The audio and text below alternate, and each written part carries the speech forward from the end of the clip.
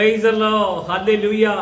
അഭിഷേകം അന്നെ എന്ന വചന സന്ദേശത്തിലേക്ക് എല്ലാവർക്കും സ്വാഗതം. ഇന്ന് ചിന്തയ്ക്ക് ആധാരമായ ദൈവവചനം അപ്പസ്തോല പ്രവർത്തനം 1-ാം അധ്യായത്തിന്റെ 11 മുതലുള്ള വചനഭാഗമാണ്. യേശു സ്വർഗാരോപിതനായ ശേഷം ശിഷ്യന്മാരോട് യേശു പറഞ്ഞ വാക്ക് അവർ അതേപടി അനുസരിക്കുന്നത് നമുക്ക് കാണാൻ കഴിയും.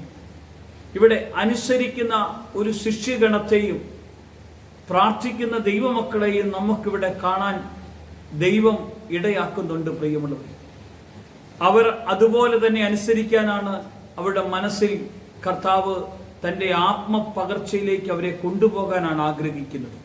അപ്പസ്തോല പ്രവർത്തനം 1-ാം അധ്യായത്തിന്റെ 11 മുതലുള്ള വചനഭാഗം നോക്കുമ്പോൾ, ഗലീല പുരുഷന്മാരെ, നിങ്ങൾ ആകാശത്തിലേക്ക് നോക്കി നിൽക്കുന്നതെന്ത്? നിങ്ങളെ വിട്ട് സ്വർഗാരോപണം ചെയ്ത ഈ യേശുവിനെ സ്വർഗത്തിലേക്ക് പോകുന്നവനായി നിങ്ങൾ കണ്ടതുപോലെ തന്നെ അവൻ വീണ്ടും മടങ്ങി വരുമെന്ന് പറഞ്ഞു. അവർ ജെറുസലേമിന് സമീപത്ത് ഒരു ശബത്ത് ദിവസത്തെ വഴിദൂരമുള്ള ഒലിവുമല വിട്ട് യെരുസലേമിലേക്ക് മടങ്ങിപ്പോന്നു. അവരോട് യെരുസലേമിലേക്ക് മടങ്ങിപ്പോകാൻ യേശു പറഞ്ഞ വചനമാണ് അവരനുസരിച്ചത്. അത് പിതാവിന്റെ ഒരു വാഗ്ദത്തമായിരുന്നു. പ്രിയമുള്ളവരെ, വാഗ്ദത്തം. ഈ വാഗ്ദത്തം നിവൃത്തി വരാൻ വേണ്ടിയാണ് അവർ ഒന്നിച്ചു പോകുന്നത്. ഇവിടെ നമുക്ക് കാണാൻ കഴിയുന്നത് അവർ 12 ശിഷ്യന്മാരായിരുന്നു.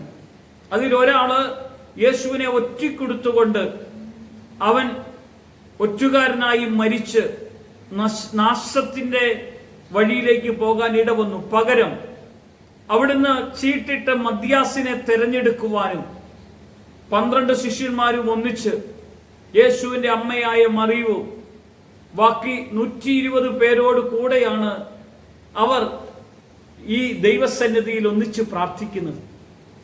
പ്രിയമുള്ളവരെ, പരിശുദ്ധന്റെ വാഗ്ദത്തത്തെ ഒന്ന് നമുക്ക് പ്രാപിക്കാനുള്ള ഒരു ആഗ്രഹവും ഒരു മനസ്സാന്നിധ്യവും നമുക്കൊന്ന് ഉണ്ടാകാൻ ഇടവന്നാലുണ്ടല്ലോ, കർത്താവ് നമ്മളെ കർത്താവിന്റെ വഴിയിൽ കൂട്ടിക്കൊണ്ടുപോകും.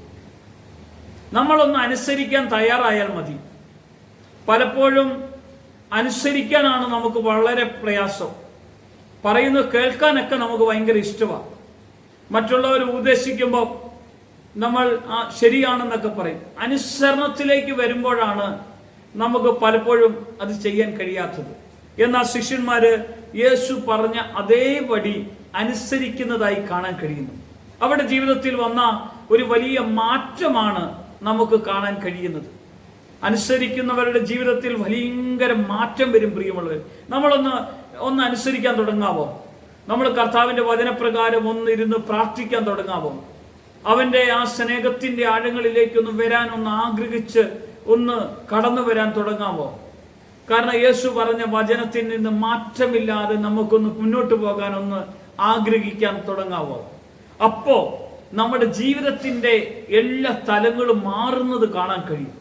പരിശുദ്ധാത്മാവ് ശക്തമായി നമ്മെ ക്രിയ ചെയ്യുന്നത് നമുക്കിടയാകും.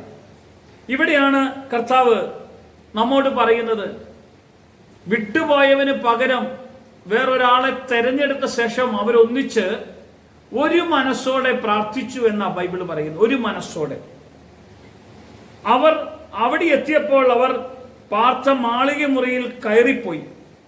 പത്രോസ്, യോഹന്നാന്, യാക്കോബ്, ആന്ത്രയോസ്, ഫിലിപ്പോസ്, തോമസ്, ബർത്തലോമി, മത്തായി, ആൽഫയുടെ മകനായ യാക്കോബ്, എരിവുകാരനായ ശിമിയോൻ, യാക്കോബിന്റെ മകനായ യൂദ, ഇവരെല്ലാവരും സ്ത്രീകളോടും യേശുവിന്റെ അമ്മയായ മറിയയോടും കൂടെ അവന്റെ സഹോദരന്മാരോടും കൂടെ ഒരുമനപ്പെട്ട് പ്രാർത്ഥന കഴിച്ചു പോന്നു.